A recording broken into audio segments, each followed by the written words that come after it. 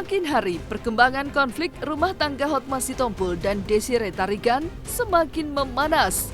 Setelah sebelumnya, pada hari Selasa malam 6 April 2021, Hotma Sitompul muncul ke publik dan menggelar pernyataan di depan media dengan pernyataan-pernyataan dari pihak Hotma Sitompul. Dalam kesempatan itu, Hotma Sitompul menjelaskan beberapa pernyataan dari versi Hotma Sitompul. Tak lupa juga, Hotma pun menunjukkan sebuah foto Desiree Tarigan bersama dengan laki-laki lain. Tidak menyebutkan bahwa Desiree Tarigan berselingkuh, namun bagi Hotma Sitompul, foto tersebut merupakan sebuah fakta Desiree Tarigan berfoto bersama dengan laki-laki lain. Dan setelah Hotma Sitompul menggelar pernyataan di depan media, keesokan harinya pada hari Rabu 7 April 2021, Desiree Tarigan melaporkan Hotma Sitompul ke polisi atas dugaan pencemaran nama baik dan dugaan penyerobotan lahan. Dan di Polres Jakarta Selatan, Desiree Tarigan pun menegaskan jika dirinya tidak memiliki hubungan spesial dengan laki-laki yang berfoto bersama dengannya. Bagi Desiree Tarigan, foto tersebut adalah sesuatu yang wajar di saat momen pertambahan usianya. Lalu seperti apa tanggapan pihak Hotma Sitompul ketika mengetahui dilaporkan oleh Desiree Tarigan ke polisi? Dan pada hari Kamis 8 Februari 2021, Desiree Tarigan pun mengambil langkah ke kantor Komisi Nasional Anti Kekerasan Perempuan, Komnas Perempuan. Di kantor Komnas tersebut, Desiree Tarigan didampingi kuasa hukumnya membuat pengaduan. Lalu pengaduan apa yang telah dilaporkan ke pihak Komisi Nasional Anti Kekerasan Perempuan? Saksikan selengkapnya hanya di Cumicam In-Depth berikut ini. Hai Cumi Lovers, bersama Cumicam In-Depth, kami sajikan kabar lengkap, mendalam, dan akurat dari narasumber terpercaya. Dan jangan lupa untuk like, subscribe, dan juga share channel YouTube ini.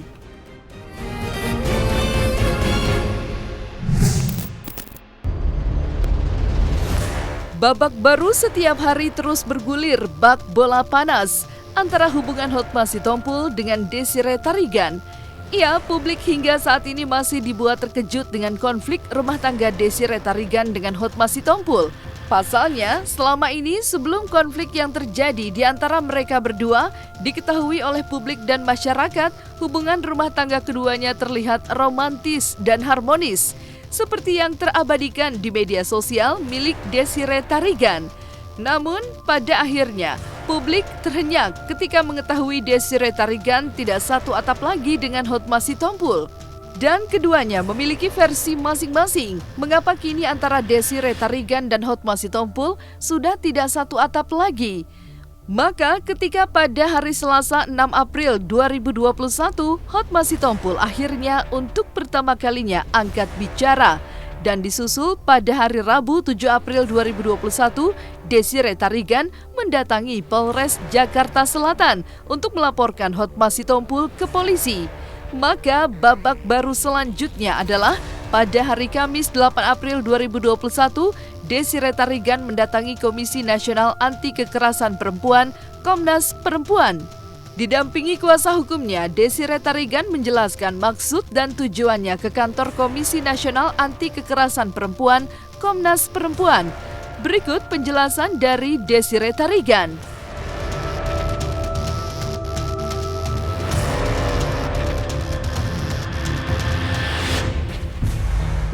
Oke, hari ini klien saya Desi memohon perlindungan hukum di Komisi Komnas Perempuan. Perlindungan Perempuan. Ya, intinya apa? Intinya hari ini kita diterima dengan baik oleh komisioner di Komnas Perlindungan Perempuan dan kita disambut, dan juga kita sudah menyampaikan apa yang menjadi pengaduan kita, dan dalam hal ini Komnas Perlindungan Perempuan sangat mendukung apapun tindakan-tindakan yang akan kita lakukan dalam hal memperjuangkan hak-hak dari Ibu Desi. Dan pihak Komnas Perlindungan Perempuan juga akan menjurati pihak-pihak atau lembaga-lembaga terkait dalam melindungi hak-hak perempuan dari Nyonya Desi. Ceritakan hal-hal yang dialami oleh klien kita secara keseluruhan dari A sampai Z. Dan Anda udah tahu A sampai Z itu apa? ya, jadi tidak perlu kita jelaskan Belum. lagi. Intinya Bang, mungkin poin-poin pentingnya, poin-poin penting. Contohnya kita mengadukan pada tanggal 7 Februari klien kita diusir seperti itu, dan juga di mana hak-hak Ibu Desire juga dirampas gitu. Kita mengadukan kepada Komnas Perlindungan Perempuan, dan dalam hal ini Komnas Perlindungan Perempuan memberikan dukungan sepenuhnya kepada Ibu Desire untuk melakukan tindakan-tindakan dalam mempertahankan hak-haknya seperti itu.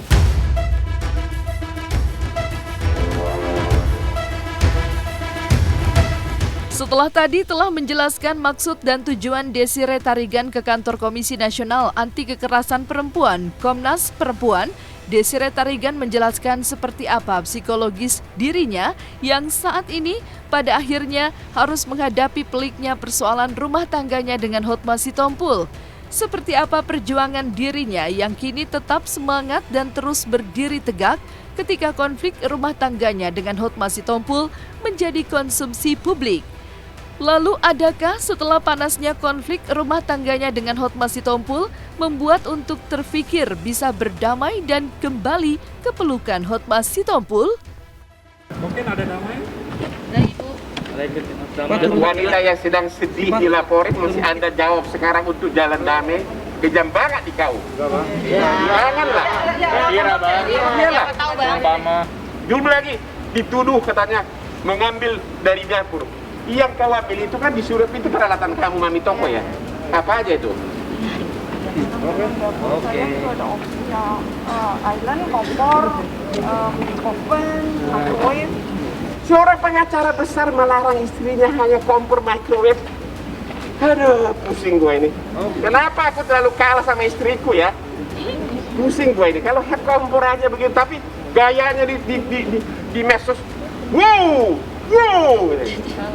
Berarti bisa dibilang nggak ada kata damai sekarang ya? Saya nggak bisa jawab. Kata damai Bu Desire.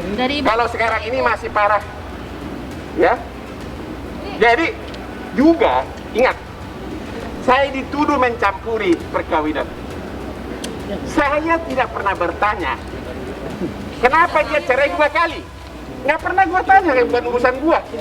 Karena klien gua kan dia. Terutama perceraian kedua. Aku tahu ceritanya, tapi saya tidak cerita, nggak usah. Saya hanya ngurusin dia, ya ketawa dia. Karena dia tahu persis apa kejadian di perceraian kedua, ya. Jadi udah inilah istri yang ketiga kali dikawinin. Dia sudah 2 kali cerai sebelumnya. Di umur 71, ubannya sudah mulai menyebar di kepala dia. Jadi intinya Bu Desi gimana Bu Desi? Sudah ada Bang Hotma mau mempertahankan atau gimana Bu Desi? Dia terluka benar, belum bisa jawab. Pertemuan dan pengaduan Desire Tarigan telah diterima oleh pihak Komnas Perempuan. Segala permasalahan telah disampaikan oleh Desire Tarigan dan juga telah diterima serta didengarkan oleh pihak Komnas Perempuan. Rekan saya Hotma Sitompul, ini babymu, ini mamimu yang sering kau sebut di Instagram. Terakhir Desember masih kau bilang, mami baby. Janganlah seperti itu terhadap istrimu. Ya, kalaupun sudah tidak cocok, harusnya dibicarakan secara dewasa. Aib jangan dibuka keluar. Ya, itu aja. Oke? Baby mami.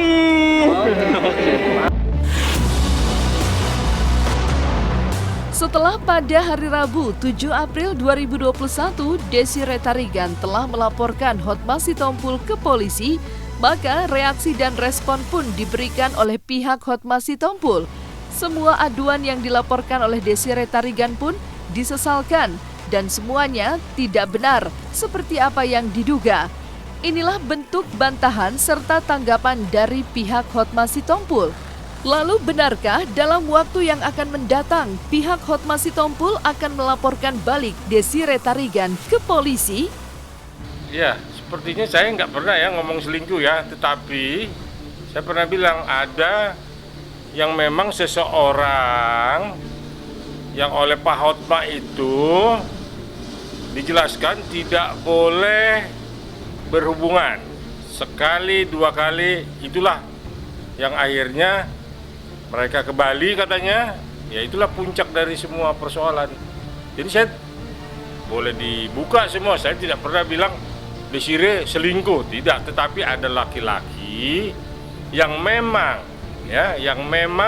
Pak Hotma sendiri sudah sampaikan ke saya bahwa saya tidak mau istri saya berteman dengan orang itu. Tapi semua ada fakta, ya, foto, ya. Kebetulan nggak saya bawa foto-fotonya, ya. Foto itulah yang memang Pak Hotma sendiri jelaskan bahwa saya tidak suka istri saya bergaul dengan orang ini. Jadi gini, ya, saya sampaikan hari ini, ya, Bu Desi melaporkan Pak Hotma Sitompul dan melaporkan saya. Besok pun saya bisa melaporkan kok. Apa kalau sudah melaporkan berarti orang yang dilaporkan itu berbuat salah? Kita uji semua, ya. Jadi bukan cuman mereka yang bisa melaporkan saya ataupun melaporkan Pak Hotma. Saya pun bisa melaporkan Bu Desi, bisa melaporkan pengacaranya yang namanya Hotman Paris. Kok tidak bisa? Siapa di belakang ini yang menjadikan persoalan ini kisruh? Mari kita sama-sama jangan urusan kecil dibakar, akhirnya satu lumbung terbakar. Jadi silakan laporkan. Sekali lagi, saya akan laporkan juga kok. Akan saya laporkan bahwa yang dilaporkan itu adalah laporan bohong. Alhamdulillah tadi setelah menunggu beberapa saat kita diterima walaupun di luar gedung karena ada aturan mengenai antigen atau swab test, rapid test yang ketat.